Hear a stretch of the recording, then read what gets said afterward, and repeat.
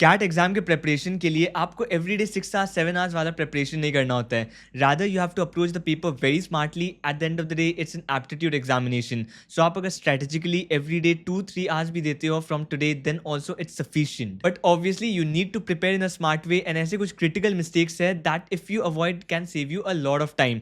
Obviously आप खुद अगर प्रिपरेशन करोगे after a few months, you will experience these things and आपको समझ में आ जाएगा खुद भी कि what is giving you return, what is not giving you enough return. But important thing is कि अगर आप इसको आज ही सीख लो from my experience and many other CAT aspirants as well who have been through the journey, आप उनके एक्सपीरियंसेस से अगर आज ही सीख लो, it will help you save a lot of time for the next few months as well. So the first mistake every CAT aspirant makes and realise after a few months, especially initial topic जो prepare करते हो ना, आप ये mistake definitely करते हो.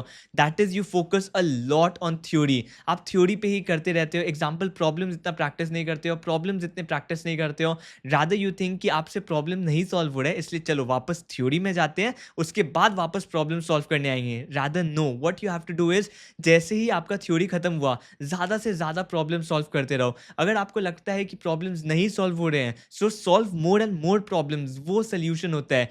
Theory एक different part होती है, उसको अप्लाई करना इन प्रॉब्लम्स एक डिफरेंट पार्ट होता है. So definitely read the theory. Initial आप एक थ्योरी पढ़ लो, बट किसी भी चैप्टर का थ्योरी आप अगर देखोगे, 2 आवर्स 3 आवर्स मैक्सिमम 4 आवर्स, उससे ज़्यादा उस पर्टिकुलर टॉपिक में नहीं लगना चाहिए आपको. Rest of the preparation would be only practising problems. And एक बहुत इंपॉर्टेंट बात यहाँ पर याद रखना, आप जब भी टेस्ट देने भी जाओगे ना, मान लो आपसे कोई एक टॉपिक नहीं बन रहा है, इसका मतलब ये नहीं है कि आप थ्योरी भूल चुके हो या फॉर्मूला भूल चुके हो. इसका मतलब ये भी हो सकता है कि आप टाइम प्रेशर में उन प्रॉब्लम्स को सॉल्व नहीं कर पा रहे हो. The solution to that as well is solving more and more problems. Only that will help you implement that theory into problem solving. So आप ज़्यादा से ज़्यादा प्रॉब्लम सॉल्व करो, focus less on theory. CAT preparation में 80% होना चाहिए problem solving and only 20% होना चाहिए आपकी थ्योरी की प्रेपरेशन. एक और क्रिटिकल मिस्टेक करते हैं, that is students avoid giving sectional and topic test. वो सोचते हैं मैं एक टॉपिक का प्रॉब्लम सॉल्व कर लूंगा, उसके बाद में when I solve all the topics, when I have studied all the topics, उसके बाद मैं मॉक टेस्ट सीधा अटेम्प्ट करने जाऊंगा, ignoring the sectional and the topic test completely. But आपको एक बात याद रखना पड़ेगा, आपने जो भी प्रॉब्लम सॉल्व किए उससे आपका प्रेपरेशन तो डेफिनेटली हुआ, बट बस प्रॉब्लम सॉल्व करना भी कंप्लीट सोल्यूशन नहीं होता है. उन प्रॉब्लम्स को टाइम प्रेशर के अंडर सॉल्व करना, that is the real skill required in the CAT examination. Because आपको अगर एक प्रॉब्लम दिया जाए, उसको आपको 5 मिनट्स 10 मिनट्स दिया जाए टू सॉल्व, आप शायद most of the problem solve कर लोगे, but solving that problem under 2 minutes, that is the real skill. तब प्रेशर होता है, तब पैनिक आता है. That is what you have to learn. And that brings me to the second mistake as well that a lot of people do, completely ignoring the topic test and the sectional test. लोगों को लगता है कि मैं क्या करूंगा, मैं सारे टॉपिक्स पहले खत्म कर लेता हूं, उसके बाद सीधा मॉक टेस्ट अटेम्प्ट करूंगा.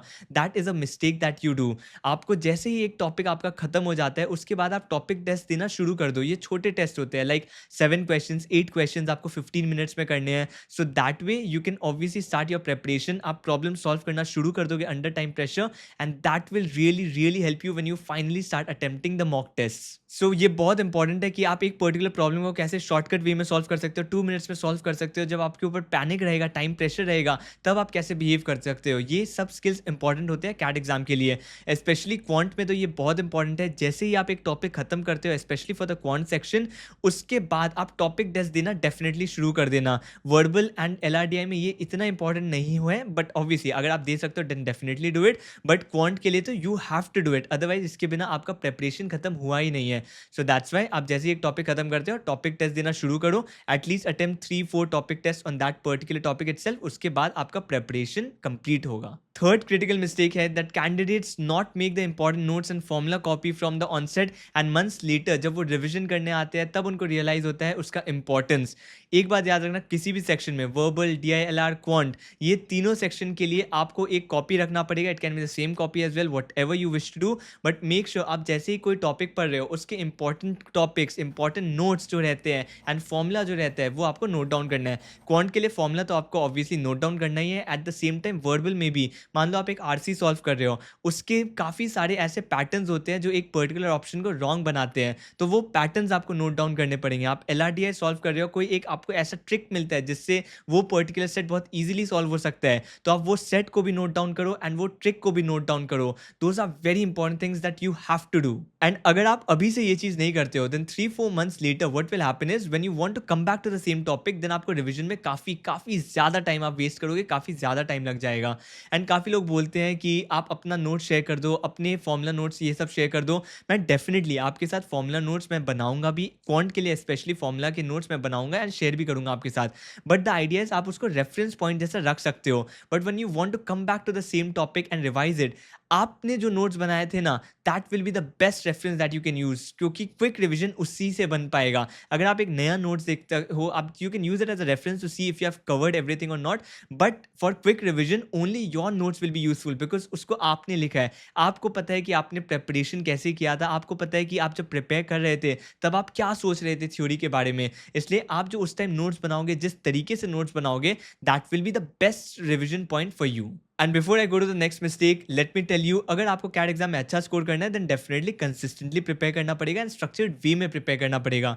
And here let me tell you about the partners of this video as well, that is Physics Wallah, जिनका बैचेस ज्वाइन करके आप काफी अफोर्डेबल वे में कैट की कोचिंग ले सकते हो। एंड मैं बस आपको उनके बैचेस का इन्फॉर्मेशन दे सकता हूँ एंड आप उनके sample classes and teaching style देख सकते हो MBA वाला के यूट्यूब चैनल में जाके, to see if it aligns with your learning style. Last year more than 42 students had scored above 99 percentile and more than 900 students had scored above 90 percentile from their batches, and इनके दो major batches हैं, one of them is the MBA Pioneer and another one is the MBA Pro batch। अभी आपको MBA Pioneer मिलेगा at a discounted rate of 7,999। इसमें आपको मिलेगा 300 hours of classes, 20 mock tests मिलेंगे, 12,000 plus DPPs मिलेंगे with faculty video solution। और MBA Pro batch अभी आपको मिलेगा 13,999 पे, जिसपे in addition to everything that I mentioned in the MBA Pioneer batch, you will also get complete access to all CAT 2025 batches in future, offline books, access to one pass test series with mentorship sessions। So अगर आप ये batch देखना चाहते हो and join करना चाहते हो, you can also use my coupon code ANA500 which will also give you an additional 500 rupees discount on these batches।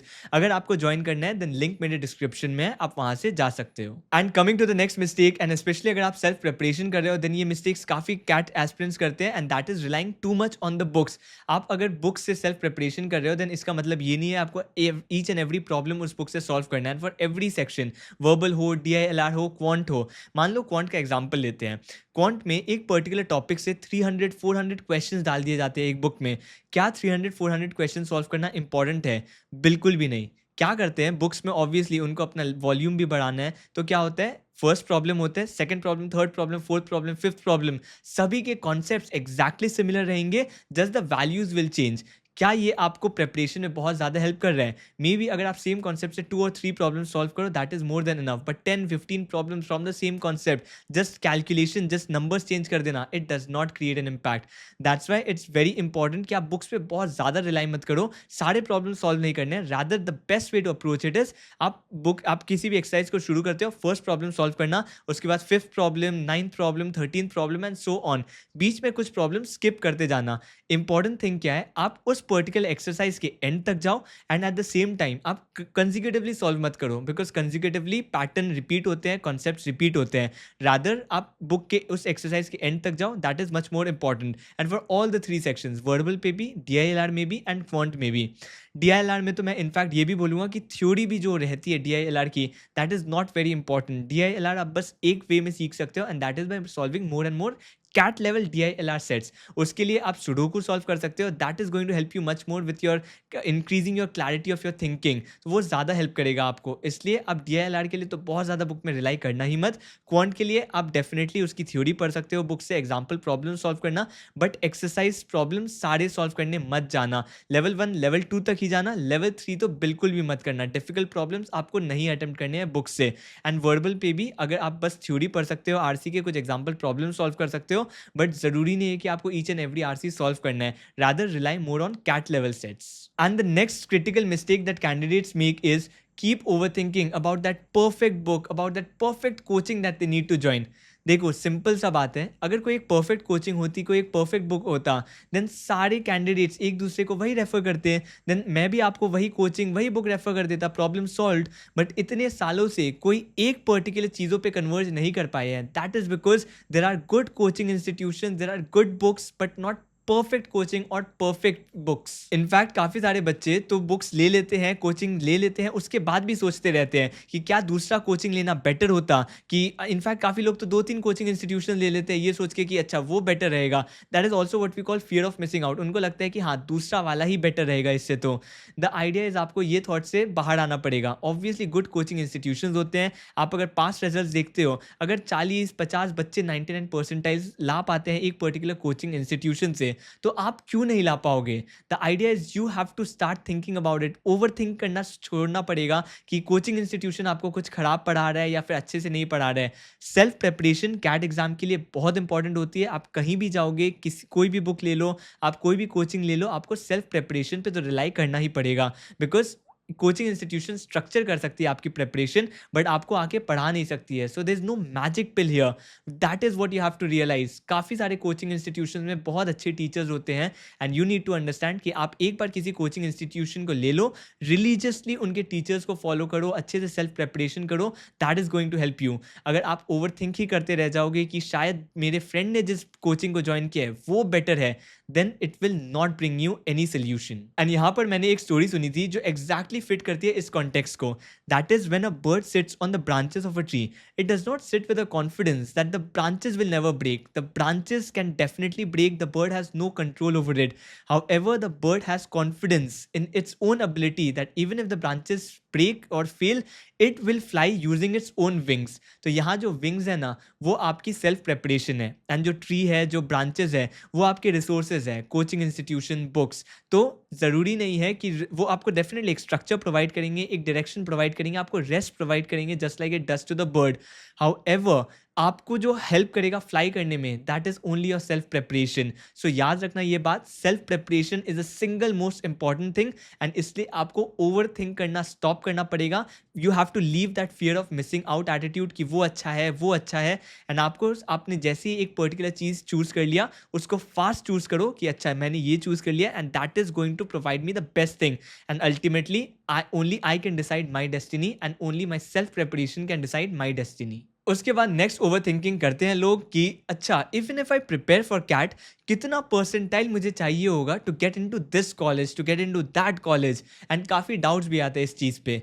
एक और बात यहाँ पर याद रखना, मान लो मैं आपको बोल देता हूँ कि आपको IIM अहमदाबाद के लिए 99.5 परसेंटाइल पे आपको कॉल आ जाएगा, क्या आप 99.5 परसेंटाइल पे स्टॉप कर दोगे अपनी preparation? Obviously everyone has to prepare to get that 100 percentile. उसके बाद कितना आता है that depends on your potential, on your capability, आपकी प्रेपरेशन पे, बट टारगेट तो आपका 100 परसेंटाइल ही होना चाहिए। यस, ये काफ़ी एक डाउट होता है कि शायद मैं प्रिपरेशन कर लूँ एंड उसके बाद मुझे पता चले कि मुझे कोई भी बी स्कूल मिल ही नहीं रहा है because of my past academics, but the idea is ऐसा नहीं होता है। काफ़ी सारे ऐसे बी स्कूल्स हैं जो अब ओवरऑल प्रोफाइल पे भी देते हैं, कैट परसेंटाइल पे भी देते हैं। फॉर एग्जाम्पल FMS हो गया, IIM कैलकटा हो गया, पास्ट अकेडमिक्स इतने ज़्यादा अकाउंट नहीं करते हैं। May be IIM Bangalore, IIM Indore, yes काफ़ी ज़्यादा पास्ट अकेडमिक्स को अकाउंट करते हैं। सो आपके प्रोफाइल के अकॉर्डिंग डिफरेंट बी स्कूल्स रहेंगे। अगर किसी का पास्ट अकेडमिक्स अच्छा है तो एक सेट ऑफ बी स्कूल्स उसके लिए रहेगा, किसी का प्रोफाइल अच्छा है तो एक सेट ऑफ बी स्कूल्स उनके लिए रहेगा, अगर कोई किसी का कैट परसेंटाइल अच्छा है तो एक सेट ऑफ बी स्कूल्स उनके लिए भी रहेगा, and top tier B schools होते हैं ये सब। सो इसलिए ये चीज़ आपको समझना पड़ेगा कि आपके लिए अगर आप बस कैट परसेंटाइल अच्छा ले आते हो तो आपके लिए एक डेफिनेट बहुत अच्छा बी स्कूल तो रहेगा, टॉप 10 टॉप 15 में कोई तो बी स्कूल रहेगा जो आपको एक्सेप्ट करेगा। That is what you have to keep in mind, and आप जितना टारगेट कर सकते हो परसेंटाइल उतना टारगेट करो। खुद को अभी से डिमोटिवेट मत करो कि अच्छा 99 परसेंटाइल पे मुझे ये कॉल नहीं आएगा तब तो मुझे 99.9 ही लाना पड़ेगा। तो आप ऑब्वियसली ऐसा टारगेट सेट भी नहीं कर सकते। 99.9 मान लो आपको लाना है, क्या आप टारगेट सेट कर सकते हो? यस, मैं उतने ही परसेंटाइल पे स्टॉप कर जाऊंगा। So that is what you need to understand, stop demotivating yourself. अगर आपने कैट प्रिपरेशन का MBA का सोच ही लिया है, जस्ट प्रिपेयर फुल हार्टेडली, आप बस कैट प्रिपरेशन पे लग जाओ। एंड अगर आपको डाउट है कॉलेज नहीं मिलेगा, कुछ नहीं मिलेगा, देन आप याद रखना कैट एग्जाम आपके लिए है भी कि नहीं, देन आप पहले ये सब चीज़ें सोच लो। 15-20 डेज गिव योरसेल्फ, आप फुल डिसीजन बना लो, उसके बाद अपना कैट प्रिपरेशन शुरू करो। बिकॉज आप एक बार प्रिपरेशन में आ जाते हो तो होल हार्टेडली आओ। जस्ट वो रहना कि अच्छा मैं प्रिपेयर करूँ फिर आप नेक्स्ट डे सोचोगे नहीं करूँ, that will spoil a lot of time. That's why आप पहले अपना डिसीजन बना लो, उसके बाद कैट प्रिपरेशन अच्छे से शुरू करो। And final mistake that a lot of candidates do is doing their preparation without any timeline. देखो क्या होता है ना, जब इतना बड़ा प्रेपरेशन टाइमलाइन रहे आपके पास, दैट इज 1 साल का, 6 मंथ्स का, 8 मंथ्स का, देन काफ़ी प्रॉब्लम हो जाती है। जब आपके पास मान लो 7 डेज है to prepare for an examination and आपको 7 डेज में 10 टॉपिक्स करने हैं, तो आप बहुत फास्ट उसको उन टॉपिक्स को शायद 7 डेज में कवर कर लोगे। बट आपको जब इतना वास्ट टॉपिक आपके पास 6 मंथ्स 8 मंथ्स है, देन प्रॉब्लम शुरू हो जाती है। अ lot of people start procrastinating कि अभी तो 8 मंथ्स है, चलो अभी तो 6 मंथ्स है। जब 3 मंथ्स 2 मंथ्स में आ जाते हैं ना, तब they start feeling the heat कि अच्छा इतना टॉपिक था तो काफ़ी चीज़ें कवर करनी है। इसके लिए आपको क्या करना पड़ेगा, आर्टिफिशियल डेडलाइंस बनाने पड़ेंगे। आर्टिफिशियल डेडलाइंस का मतलब क्या होता है वो मैं आपको समझा देता हूँ। मतलब मान लो आप क्वांट में एक टॉपिक प्रिपेयर कर रहे हो, अरिथमेटिक प्रिपेयर कर रहे हो, सिंपल इंटरेस्ट, कंपाउंड इंटरेस्ट, तो आपका एक डेडलाइन होना चाहिए कि अच्छा ये टॉपिक मुझे इस डेट में कवर करना है, ये टॉपिक मुझे इस डेट में कवर करना है। आपको ज़रूरी नहीं है कि आप फुल सिलेबस का डेडलाइन बना लो, बट आप जैसे ही कोई टॉपिक शुरू करते हो तो उसका एक डेडलाइन रखो। या फिर मान लो अरिथमेटिक आप शुरू करते हो क्वांट में, तो अरिथमेटिक के जितने टॉपिक्स हैं उनके लिए एक एक डेडलाइन रखना।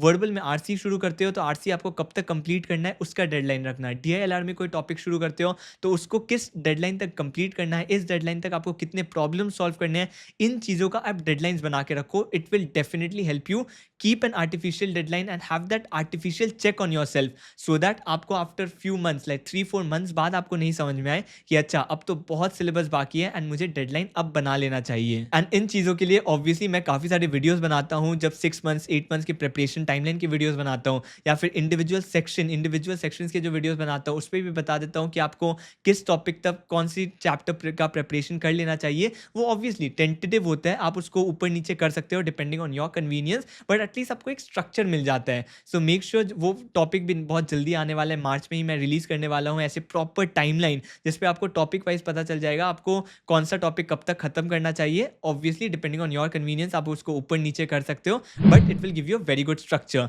सो अगर अभी तक आपने सब्सक्राइब नहीं किया इस चैनल को, make sure you subscribe to the channel. CAT 25 CAT 26 aspirant हो, आपको डेफिनेटली मिस नहीं करना है जो भी अपडेट्स आते हैं। So hopefully you will consider subscribing to the channel. इस वीडियो के लिए इतना ही था, मिलते हैं आपसे नेक्स्ट वीडियो में।